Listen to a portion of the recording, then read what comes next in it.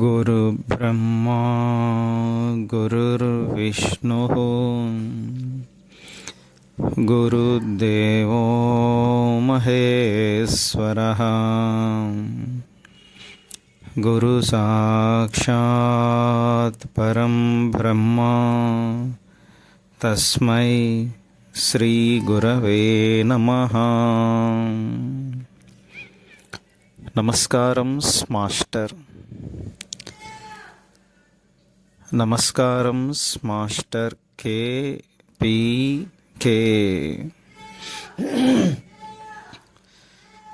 నమస్కారం మాస్టర్ కే.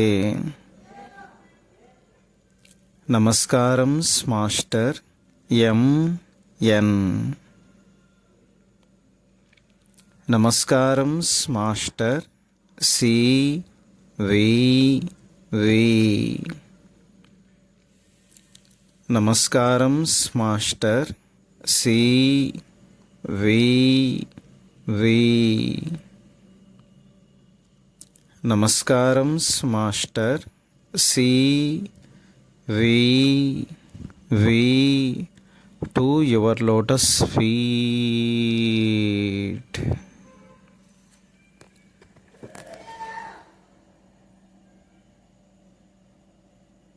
ఓం శాంతి శాంతి శాంతి.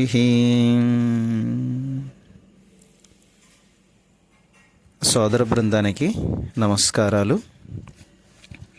ఇంతవరకు మనం భాగవతం రహస్య ప్రకాశం చదువుకోవడంలో దశమస్కందం పూర్వభాగంలో 512 పద్యాల రహస్య ప్రకాశం చదువుకున్నాం. నేడు 513 పద్యం యొక్క రహస్య ప్రకాశం నుండి చదువుకుంటాం. ముందుగా కొన్ని ప్రార్థనా పద్యాలు. వీరెవ్వరు శ్రీకృష్ణులు కారా, ఎన్నడును వెన్న కానరట కదా, చోరత్వం బించుకయును నేరరట, దరిద్రి నిట్టు నియతులు గలరే, పట్టిన పట్టు వడని నిను పట్టెదనని, చలము గొనిన పట్టుట పెట్టే పట్టు వడవండ్రు, పట్టి పట్టుకొనన్ నాకుగాక పరులకు వశమే, ఎక్కడనైనను తిరిగెద ఒక్క ఎడన్ గుణము కలిగియుండవు, నియమం బెక్కడిది నీకు, మరచిన చక్కగా పోయదవు పెక్కు జాడల పుత్రా, చిక్కడు సిరి కౌగిటిలో చిక్కడు సనగాది యోగి చిత్తాబ్జములన్, చిక్కడు శృతిలతి కావలి చిక్కెనతడు లీలన్, తల్లి చేతన్ రోలన్. ఇంతవరకు మనం చదువుకున్నాం. ఇందులో బ్రహ్మదేవుడు పిల్లలను, పశువులను, గోవత్సాలని ఆయన తీసుకొని పోయాడు. సృష్టిలో రూపములన్నీ ధరించినవాడు శ్రీహరే కాబట్టి ఆయన ఏం చేశాడంటే మొత్తం పిల్లలందరి రూపాన్ని ఆయనే ధరించి బృందావనానికి తిరిగి వెళ్తున్నాడు. ఆ వివరం ఈరోజు నుంచి మనం చదువుకుంటాం. ఇట్లు రూపొందిన గోపకుమారులు గోవత్సములు శ్రీకృష్ణునితో పాటు తమ గ్రామమునకు బయలుదేరను. ఇక దూడలను మరలించి మన గ్రామమునకు తీసుకుని పొండు అని ఆజ్ఞాపించు నాయకుడు తానే. ఆ ఆజ్ఞను పాటించి లేగదూడలను మరలించు గోపకుమారులందరూ తానే. వారిచే మరలింపబడుచున్న లేగల మందలు కూడా తానే. ఇట్లు బహురూపుడగు శ్రీహరి గ్రామము చేరుకొనెను. కృష్ణుడిట్లు బృందావన గ్రామములో ప్రవేశించెను. ఆయా గోపకుమారులుగా వారి మందలను వారి ఎండ్లకు తోలుకొని వెళ్ళిన వారి పెరళ్లలో నిలిపి వారి వారి ఎండ్లలో ప్రవేశించుచు వేణునాదములు చేశాను. అట్లు గోపకుమారులు చేసిన వేణుగానములు వారి తల్లులకు తమ బిడ్డలు చేసిన వేణునాదముల వలనే వినిపించను. తమ కుమారులు వచ్చిరని గుర్తించిన తల్లులు గభాలను లేచి ఎదురు వెళ్ళి తమ బిడ్డలను కౌగిలించుకొనిరి. చనుబాలు పుష్కలముగా చేపుచుండగా బిడ్డలను ఒడిలో కూర్చుండబెట్టుకుని ప్రేమగా శిరస్సు నిమరుచు చక్కగా పాలిచ్చిరి. ఆ తరువాత వారికి నలుగులు పెట్టి తలంటి స్నానము చేయించి గంధములు పూసి మంచి దుస్తులు ధరింపచేసిరి. నుదుటిపై రక్షాతిలకములు దిద్దిరి. భోజనము వడ్డించి రుచికరమైన పదార్థములు కొసరి కొసరి తినిపించిరి. ఒక్కొక్క బాలకుడు తన తల్లి వద్ద ఎట్లు ప్రవర్తించునో అదే విధముగా మాయాబాలకుడైన శ్రీహరి ప్రవర్తించను. ప్రతి బాలుడును తన తల్లి వద్ద తాను పూర్వమెట్లు ప్రేమతో గారాలు పోవునో మారాము చెయ్యునో ఇప్పుడు కూడా అట్లే ప్రవర్తింపసాగాను. ఇక లేగదూడలు తమ తమ గోవుల శాలలో ప్రవేశించగానే గోవులు అంబారవములు చేయుచూ హుమ్మని లేచి నిలబడెను. ఒక్క దూకున ముందుకు వెళ్ళి తమ తమ లేగదూడల శిరస్సులు వాసన చూచి ఆనందముతో కొంచెము పంచితము అనగా మూత్రము వదిలెను. పొదుగులో నుండి క్షీరధారలు కారుచుండగా దూడలను దగ్గరికి చేర్చుకుని అవి పాలు త్రాగుచుండగా వాని శరీరములు ప్రేమతో నాకుచుండెను. ఇక్కడ మాస్టర్ గారు వివరణ ఇచ్చారు. పోతనామాత్యునికి సూక్ష్మమైన పరిశీలన శక్తితో పాటు చక్కని హాస్యప్రియత్వము కూడా ఉన్నది. గోజాతికి చెందిన పశువులు మరీ సంతోషము కానీ బాధ కానీ కలిగినప్పుడు కొద్దిగా మూత్ర విసర్జనము చేయును. గోమాతలు చేయు మూత్ర విసర్జనము కూడా విడవకుండా వర్ణించిన పోతనామాత్యుని హాస్యప్రియత్వము గొప్పది. తర్వాతి పద్యం. గోపకాంతలకు గోమాతలకు కూడా మాతృప్రేమ పూటకు ఎక్కువ కాసాగను. కృష్ణుడు కూడా ఇన్ని రూపములలోనూ తల్లులపైనను గోవులపైనను గొప్ప ప్రేమ కలిగి వర్తించను. వారందరికీ తమ బిడ్డలపై పూటకు ప్రేమలు పెరిగిపోవచుండుట వారికే వింతగా ఉండెను. పూర్వము తాము బాలకృష్ణునిపై చూపిన ప్రేమలు ఇప్పుడు వారికి గుర్తుకు వచ్చుచుండెను. ఇట్లు గోపాలకృష్ణుడు లేగదూడలుగా వానిని మేపుకుని వచ్చు గోప బాలకులుగా వారందరినీ నడిపించు కృష్ణుడిగా తనను తానే రక్షించుకొనుచు ఒక సంవత్సరము పాటు లీలా వినోదుడే క్రీడించను. ఏడాదికి 5-6 రోజులు ఇంకనూ తక్కువ ఉండగా ఒకనాడు లేగల మందలు పచ్చిక బయళ్లలో మేయుచుండెను. కొంత దూరములో గోవర్ధన పర్వతం ఉన్నది. ఆ కొండ చర్యలపై గోపయువకులు ఆవుల మందలను మేపుచుండిరి. అక్కడికి లేగల మందలు దూరముగా ఉన్నను వానిని గోవులు గుర్తుపట్టెను. ఆ గోవులు ఒక్కసారిగా అంబారావము చేసి తలలు పైకెత్తి పరుగున దూడల వంకకు పరుగులెత్తెను. అవి గాలిలో ఎగిరి దూకుచుండగా 4 పాదములను ఒక్కటిగా చేసి దూకుచున్నట్లుండెను. అట్లు పరుగులెత్తి వచ్చి దూడల దగ్గరకు చేరి వానికి పాలిచ్చుచు తోకలు పైకెత్తి నోరు పెద్దగా తెరిచి దూడలను మెంగుచున్నట్లే వానిని నాకసాగెను. అకస్మాత్తుగా గోవులిట్లు పరిగెత్తుట గోప యువకులకు ఆశ్చర్యము కలిగించను. తమ అదుపు తప్పి గోవులిట్లు ప్రవర్తించుట అంతకుముందు వారెరగరు. వానిని ఆపుటకు ప్రయత్నించినను ఫలితము లేకపోవుటచే వారు సిగ్గుపడిపోయిరి. గోవుల వెనకనే వారు కూడా పరిగెత్తుకుని వచ్చి చూచుసరికి తమ కుమారులు అక్కడ కనిపించిరి. తమ బిడ్డలను అక్కడ చూచుటచే వారికి ఆనందము పొంగుకొని వచ్చను. నాకన్న తండ్రి ఇక్కడికి వచ్చినాడే అనుచు వారు తమ బిడ్డలను సమీపించి ఒక్క ఉదుటన ఎత్తుకుని ముద్దాడిరి. శరీరము పులకలు దేరుచుండగా ప్రేమతో వారి శిరస్సులను మూర్ఖుని లాలించిరి. వారికంత ప్రేమ ఎట్లు పుట్టుకుని వచ్చినో ఆ దేవునికే తెలియవలెను. గోపనాయకులు ఈ విధముగా ఆనంద బాష్పములతో కుమారులను కౌగిలించుకుని వారిని వదలి గోవులను మరలించుకుని పోయిరి. బలరాముడి దృశ్యము చూసి వింతపడి ఇట్లా తలంచను. ఈ లేగదోడలెప్పుడో చనుబ్రాలు త్రాగుట మానివేసినవి. ఈ వయస్సులో లేగదోడలపై ఈ గోవులకింత ప్రేమ ఎట్లు పుట్టెను? అట్లే ఈ గోపబాలకులు కూడా తల్లుల చనుబాలు త్రాగు వయస్సునెప్పుడో దాటిపోయిరి. పసివారైననో ఇంతటి వాత్సల్యం ఉన్ననో వింతలేదు. కానీ ఈ 5-6 ఏండ్ల వయస్సులోని బాలకులపై ఈ గోపకులకు ఇంతటి ప్రేమలు ఎట్లు పుట్టుచున్నవి? ఇంతకుముందు కృష్ణునిపై వీరెట్టి ప్రేమలు చూపుచుండిరో అట్టి ప్రేమలే ఇప్పుడు తమ బిడ్డలపై చూపుచున్నారు. ఈ బాలులను గాని లేగలను గాని చూచుచుండగా నాకు కూడా కృష్ణుని చూచినట్లే ప్రేమ 3 రెట్లుగా కలుగుచున్నది. ఇంతటి అద్భుతము నేను ఇంతకు ముందెనడు ఎరుగును.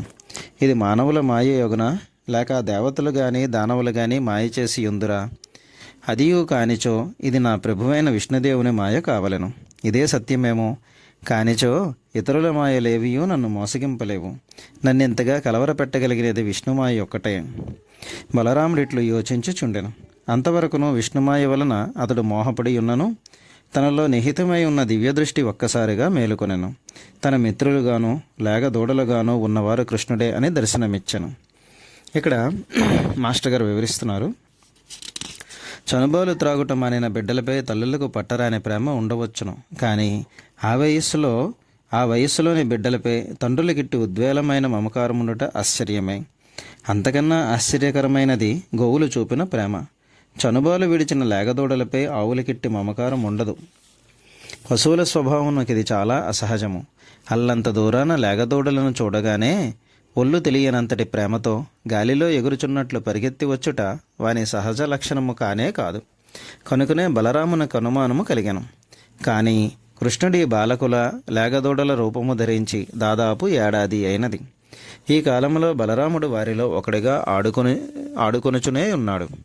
ఇట్టి సన్నివేశములెన్నో అతడు చూచి ఉండవలెను. ఎప్పుడునూ రాని అనుమానము ఈనాడు కలుగుట ఎలా? కృష్ణుడు పనిన మాయను తనంత తాను తెలుసుకున్నట్టుకు ఎంతటి వారికైనానూ అసాధ్యమే. అతనికి మాయను తొలగించి దర్శనమియ్యవలెనని కృష్ణుడు సంకల్పించినదే బలరామునికిట్ట ఆలోచన కూడా రాదు. తర్వాత పద్యం. ఇన్ని రూపములలోనూ కృష్ణుడే దర్శనమిచ్చినను బలరాముడు నమ్మలేకపోయెను. తన ప్రక్కనున్న కృష్ణునితో ఇట్లనెను, మహాత్మా, ఇంతకు ముందు వరకు నాకు లభించిన దర్శనము ఒక తీరుగా ఉన్నది. లేగదూడలన్నయో మహర్షుల అంశలనియో గోపకులందరూ దేవతల అంశలనియో స్ఫురించుచుండెడిది. కానీ ఇప్పుడు లభించిన దర్శనము వేరుగా ఉన్నదేమి? ఈ గోప బాలకులు లేగదూడలు అన్నీయు నిస్సందేహముగా నీవే అని దర్శనమిచ్చినది. ఇది అంతయు ఏమిటి? బలరాముడు ఇట్లు అడుగుగా కృష్ణుడు అతనిపై కరుణించి జరిగినదంతయో వివరించెను. ఇది ఇట్లుండగా కృష్ణుడిన్ని రూపములతో ప్రవర్తించిన సంవత్సర కాలము బ్రహ్మదేవునికి ఒక త్రుటి కాలము, అనగా క్షణములో 4వ భాగము. బ్రహ్మదేవునికి ఒక్క త్రుటి కాలము మాత్రమే జరిగిపోయెను. బ్రహ్మదేవుడు కృష్ణునితో పాటు గోపబాలులను గోవత్సములను చూచి నివ్వెరపోయెను.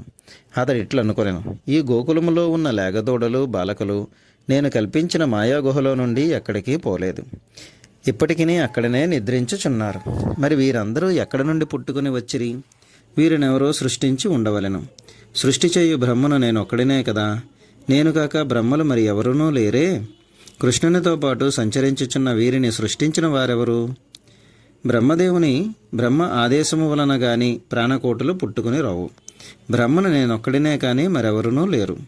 వీరందరినీ నేను సృష్టించలేదునట నాకే తెలిసిన స్పష్టమైన విషయం. ఈ బాలకులు లేగదూడలు మొదలైన వారు ఏ బ్రహ్మము నుండి పుట్టుకొని వచ్చిరి? ఈ మొత్తము కలిసి బ్రహ్మతత్వమే అయి ఉండునా?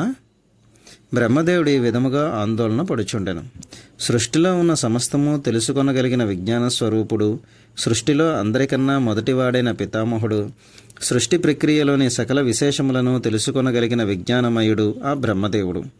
అయినను ఈ కనిపించుచున్న గోపబాలకుల గోవత్సములలో ఏది సత్యమో ఏది భ్రాంతియో తెలుసుకొనుటకు ఎంత ప్రయత్నించిననూ ఆయనకు సాధ్యము కాలేదు.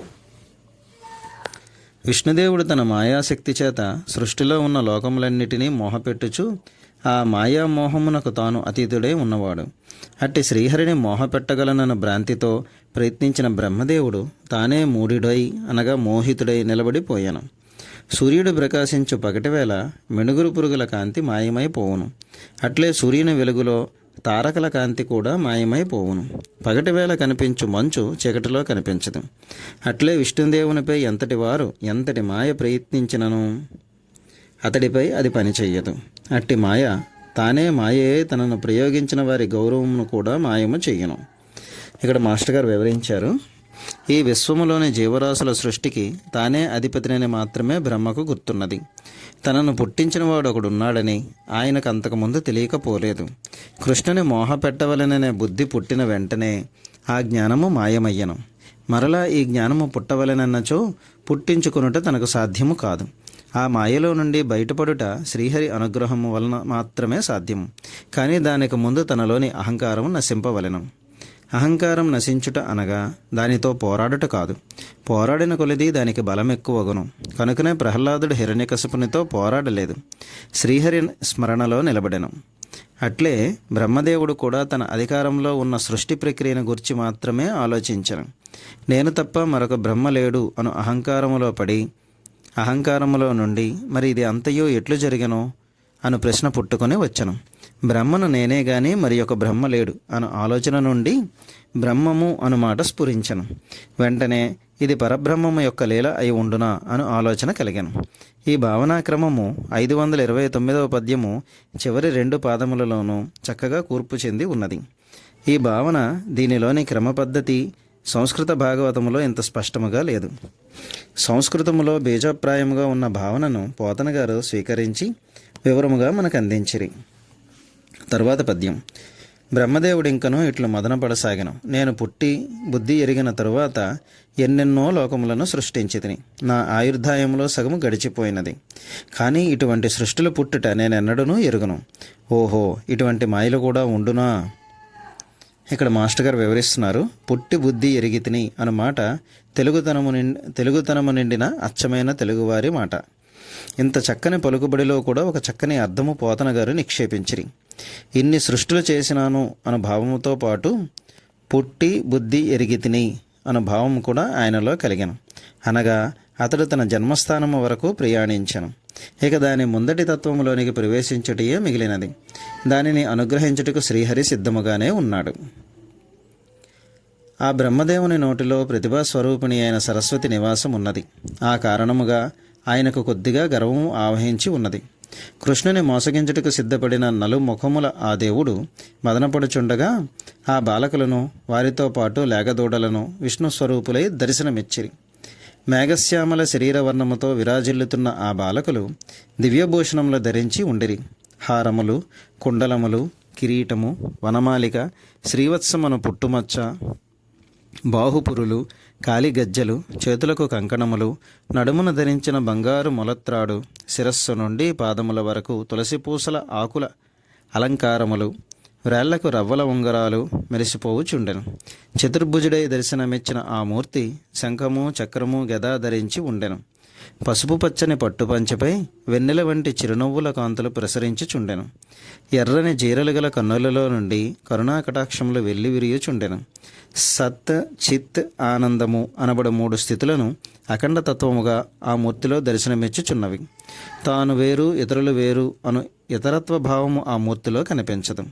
బ్రహ్మదేవుడు మొదలు సకల దేవతాగణములు ఆ గోపకుమారులలోని శ్రీహరిమూర్తికి విధేయులై నృత్యగీతములతో సేవించుకుని చుండిరి.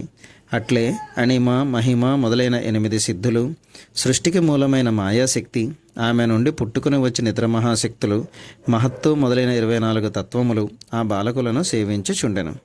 సృష్టికి మూల కారణములైన 3 గుణములు, వాని పరస్పర సమ్మేళన తత్వములు, కాలము, దాని వివిధ పరిణామములు, దాని వివిధ పరిమాణములు, సృష్టికి కారణములైన తత్వములు, వివిధ సంస్కారములు, సృష్టిలో పనిచేయుచున్న కోరికలు అన్న తత్వములు, కర్మతత్వములు, గుణములు మొదలైనవన్నీ రూపములు ధరించి ఆ బాలకులను సేవించుచుండెను. వేదాంత శాస్త్రమును సంపూర్ణముగా అధ్యయనము చేసిన వారు కూడా ఆ దివ్య బాలకుని తత్వములను తెలుసుకొనలేరు.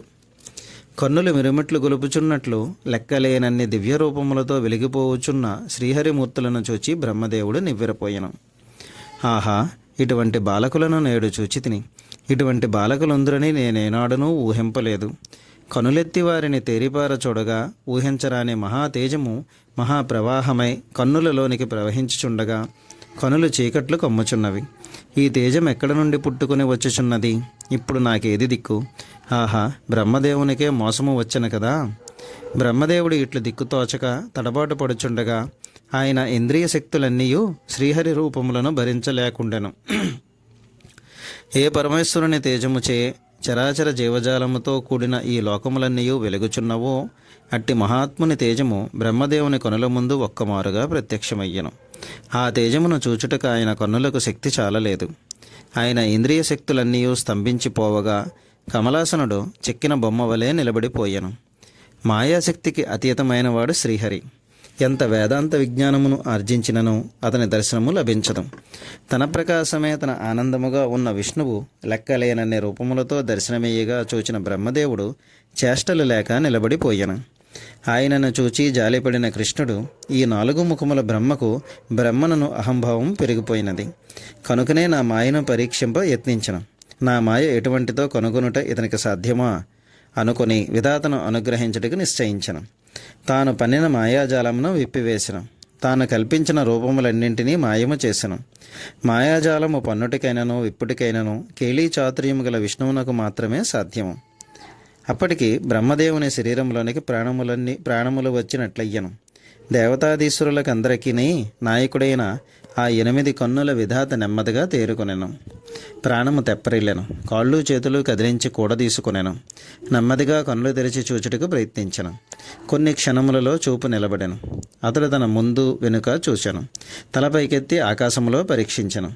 దిక్కులన్నింటినీ పరీక్షించెను. అతడి కనుల ఎదుట బాలకృష్ణుడు సన్నిధి చేసి ఉన్న బృందావనము దర్శనమిచ్చెను.